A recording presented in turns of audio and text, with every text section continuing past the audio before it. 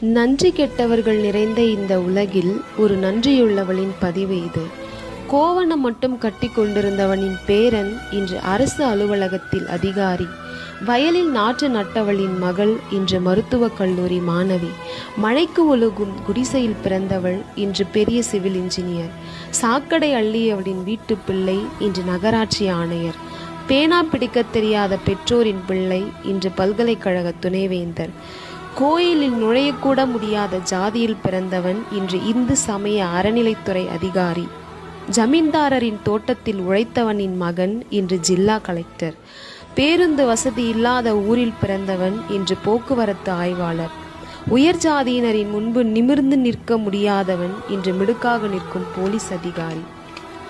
ஏழெடுத்து படிக்க தெரியாதவனின் பிள்ளை இன்று ஐடி துறையில் அமெரிக்காவில். இவை அனைத்தும் கிடைத்தது சமூக நீதி,